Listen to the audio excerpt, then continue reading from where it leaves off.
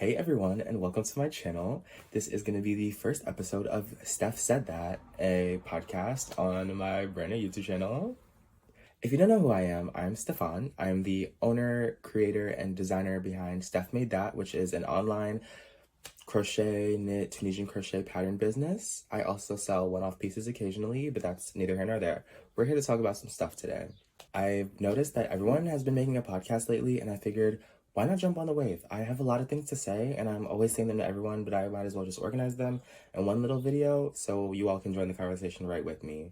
As we progress in this series, of course, things will start to get more organized. I'll get my layout, but this is the first episode, and we're just here to have fun. If you're here to have fun too, keep watching. If you were wondering, my current favorite podcasts happen to include the TLYC Podcast, because everything Tony does is automatically my favorite thing. I also love Sibling Rivalry with Bob the Drag Queen and Monet Exchange. Super fun, honestly. If you're into drag queens or black culture or literally just anything that is spoken about by two people who have terrific banter, definitely recommend that podcast. But this is going to be your favorite podcast. All those others are great, but this is going to be your favorite podcast. Just wait. Let's get started with things that I'm currently obsessed with. I already told you guys what podcasts I'm loving, but let's talk about more yarny stuff. We can start with makers that I've been obsessed with lately. Right off the bat, Max the Knitter. I've followed him for a while, but I never really sat down and went through his Instagram, and honestly, his patterns are great. I feel like the ideas are really fun, and they're really, they're fun while still being classy and, modern. I love it. My current favorite pattern by him is the field shawl. I actually was going to cast on one the other day, but I ended up casting on something else, which you guys will see later in the video. Another maker I'm currently obsessed with, Gotham Knits. Now, Olga has a really cool Instagram feed. I love her Instagram feed. I don't know how, but it could literally be the simplest thing. It could even just be a ball of yarn. And for whatever reason, if it's on Olga's page, I am obsessed. I love it. I don't know how she's able to do it, but she can take simple stitches or simple patterns or just literally anything and make it look amazing, make you want to make that thing. She posted a purple mohair cowl today, and it's beautiful. It is beautiful. And it's just garter stitch, but the yarn she chose, they work great together. The shape, everything about that. Beautiful. I don't know how you do it, Olga, but keep doing it. Keep doing exactly what you're doing, because I am there for every second. I'm eating it all up. If there's a buffet, there's no food for everyone else. Another maker that I'm really obsessed with right now is Cosmaudi on Instagram. Forgive me for that pronunciation, but her name is Andrea, and she makes great crochet patterns. They look perfect for everyday wear, but my favorite thing about them is how classic they are. I don't know what it is about classic pieces, but I love them so much. The fact that we can even crochet or knit or whatever you do, the fact that we can even do that, and then the fact that you can make something that's timeless, that if you wear that piece well and you take care of it properly, you could have that piece forever. That is just, I love it. And then to combine that with a classic pattern, you just have a piece that you could keep forever. And I feel like if you're looking for a piece you could keep forever, you're looking for one of Andrea's patterns. She's got beautiful sweaters, great tops. She even has some bags and hats, great accessories. Just everything is so perfect and classic. And good job, Andrea. Obsessed. I don't know if it's just me, or maybe it's because it's getting warm out, but I have had the biggest urge. I just need to cast on everything. I've actually started 2 sweaters, which you guys will see later, but I'm in such a cast on mood. And because I'm in such a cast on mood, I figure I should share those patterns I'm looking at with you guys. The field shawl, like I mentioned earlier, to have a big shawl like that, I would just love it. I love how it's not super deep. It's really wide as opposed to being deep. I feel like it would be much easier to wear. It's not too much of a hassle, having a big shawl on, it's great, it's everything, but you got to put a bag over your shoulder. It doesn't fit right. You lean over, it's touching the ground or something. I feel like having a really wide, not too deep shawl would be the perfect thing for my wardrobe. It's dramatic while being practical and useful. And the design, even though it's so simple, it's really impactful. I like how graphic it is, how bold it is. You know, it's just a half and half with lines on it, but somehow it's so effective as a design. I honestly have no clue what I want to make mine in, but I'm definitely thinking to do a bold color and then a neutral color. What do you guys think? Comment down below. Another pattern that I am currently obsessed with is the Weekender sweater by Andrea Mowry. I'm sure you guys all know what that pattern is because it's everywhere. I'm sure everyone has a Weekender sweater if you knit, but I actually only recently got obsessed with this shawl because I saw that North Knits made one, and her name is Jewell, and she made it in a variegated, like, color changing yarn, and I don't think I've ever seen anyone do that before, and it never occurred to me that you could do that, and it just looks so cute. And now I really want one. So when fall comes around, if I'm not wearing a variegated Weekender sweater, you are all allowed to blow me up in the comments and remind me that I need to get on that, because I need to get on that. Another sweater I've been obsessed with is the Ingrid Slipover by Petiteknit. Now I know that all these whips are knit. Forgive me because I do crochet. I promise. You'll see that crochet. But in my free time, since I usually mostly design crochet patterns, in my free time I really like to knit.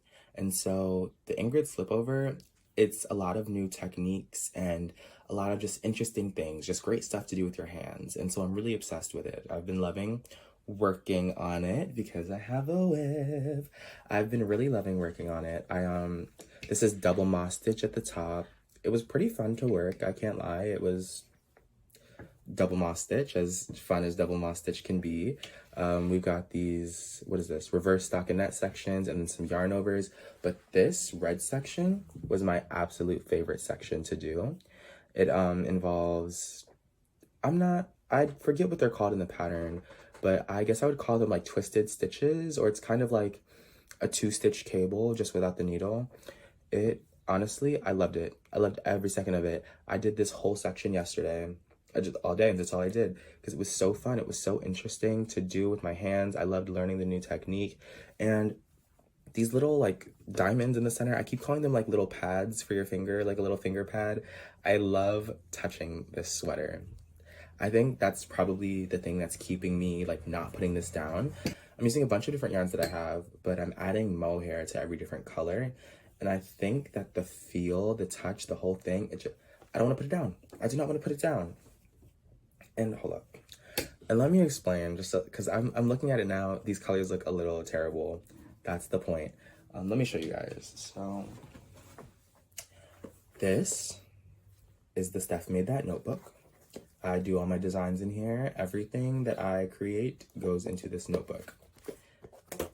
So we're gonna talk about my Ingrid Slipover because she's in this notebook. So basically, let me get that out of the frame because that's, let me get that out of the frame. So basically, this is the idea that I'm going for. All the colors aren't super accurate to what I'm gonna do, but you know those designer sweaters that are really ugly because they're really colorful? That's what I'm going for.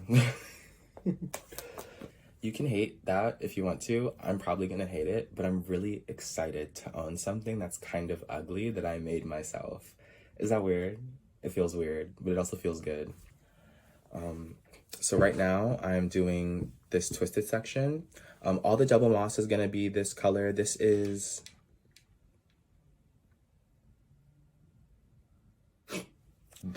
top part, the double moss section, is this. This is Cloudborn Highland Superwash Sock Twist. I'm holding it double because this is fingering weight, and then I'm adding, I forget the color name, but this is Aloft Mohair from Knitpick. Hold up, wait. It's Aloft Mohair from Knitpicks. It's like a beige color. It's this one. If you see this color on the website, it's this one. Then this yellow section, I'm using Evergreen 100% organic wool from Hobie. And I'm also holding, I cannot find it, but I'm also holding, I believe it's called Yoshiko. The Yoshiko, I cannot remember if it's mohair or Suri, like alpaca, but it's in the color Sunflower, and it's from Wildewoode Fibers. And this color,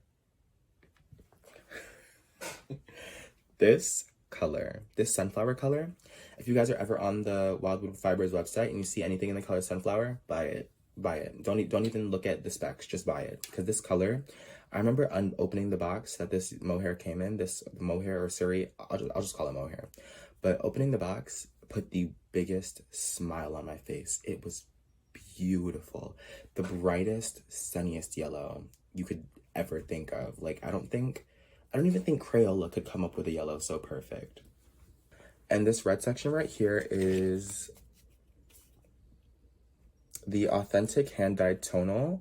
I don't remember what color this red one is, but this is basically the hand-dyed yarn they sell at Hobby Lobby, and I am holding a red ball of Diablo mohair from Hobby.com.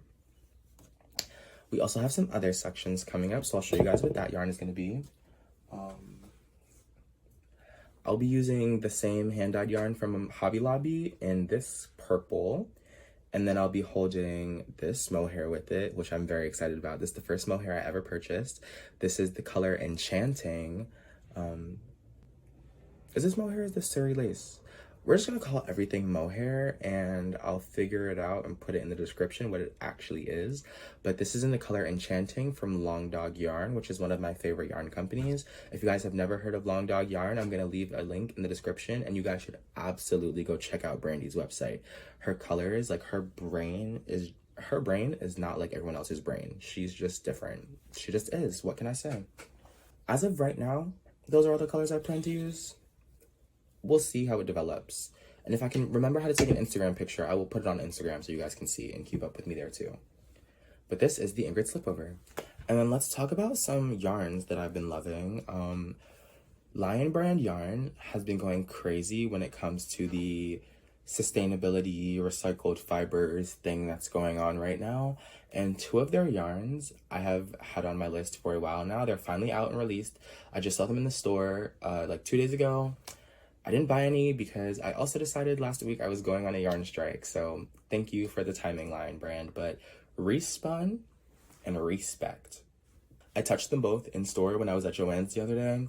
They are very, very, very soft. Beautiful. Re-Spekt is like a chainette construction, which I don't think I've ever worked with a chainette yarn before besides 24/7 cotton from Lion Brand.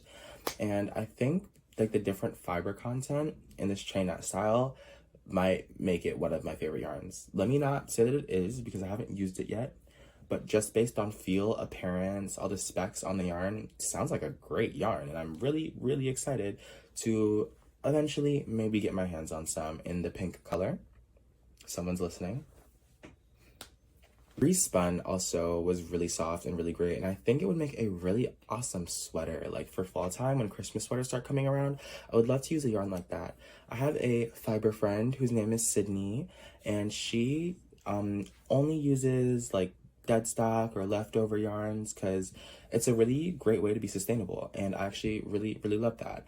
I personally am not that person, but I would like to be. And I feel like yarn companies coming out with yarns like these that have a little softer of a carbon footprint and a mark on the planet, I feel like it's a really great step in the right direction. And I totally 100% am in support of yarn companies making more sustainable products. Now let's continue on talking about whips. I showed you guys my Ingrid slipover, but I actually have two other whips that I want to talk about. The first one I want to talk about is also by Petiteknit because I'm turning into Copy Cali the more that I sit here. The Louvre sweater. I made a couple mods, as you can see already. I'm using a color changing yarn, which I've never actually used before. And this might be my first sweater. I don't know if I'm going to finish the slipover before I finish this. I probably will just because I can't put it down, but I really would like to wear this before the season changes. I made my neckline shorter. I'm using this color changing ball of yarn. I'm going to have a super thick band at the bottom. Maybe not. Let's not say that. We'll see what other mods I decide on as we get there. But I'm so excited. The stripes are adorable already. This white is Lion Brand Comfy Cotton Blend, which is one of my favorite yarns. If you guys have never used this yarn before, next time you see it in the store, I totally recommend getting some. It's really soft and I love working with it. It's a great yarn. Super soft. I've never washed it before, so I don't know how it washes, but it's super soft and I cannot wait to put this on and have it be around my neck. And this color changing yarn is Caron Skinny Cakes in Melon Smoothie. I think. I hope. The next whip that I want to talk about is actually very, very, very special and very important. And you guys will see why in the coming weeks when it goes somewhere. This is the penny blanket. This is a baby blanket that I am designing. I'm using a brick style join as you go method. And as you can see, it's all granny squares. This is crochet. And it's not done yet. I still gotta figure out how I'm gonna close up these corners. And I'm gonna put a really cute I-cord border on it. So I'm in love with this blanket. It is so cute. It is so cute. I don't know if I'm ever gonna give it to someone unless someone very special has a baby, just because I have spent a long time on this project and it does actually mean a lot to me now. So we'll see. I didn't start making it for anyone. I actually, I got these, this is all basic stitch anti-pilling from Lion Brand. And I actually got it as yarn support from Lion Brand because I've had this idea in my head for such a long time. And I started this blanket and I've been in love with it every step of the way. So if I ever am gonna give it up, whoever gets this blanket, please know that you are very, very important to me.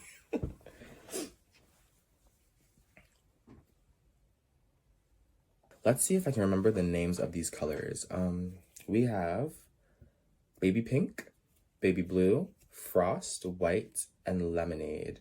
And when I get to the border, I will be using, actually, we'll save it for next podcast. Hopefully I'll make some more progress on this and you guys will know what color I used for the border in the next episode. This pattern will include a video tutorial, so keep your eyes out for that. I'm not sure when it will come because it is going to be quite the intensive video.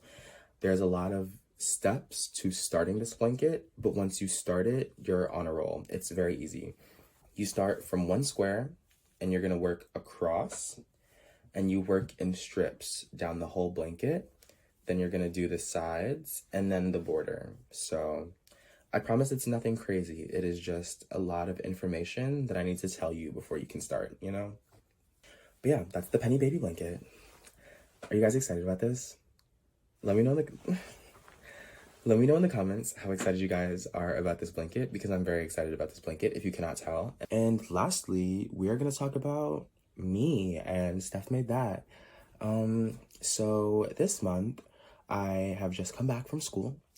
I just finished up my junior year at a university that I will not name because I think that's supposed to be dangerous. They taught us internet safety in high school, so I won't do that.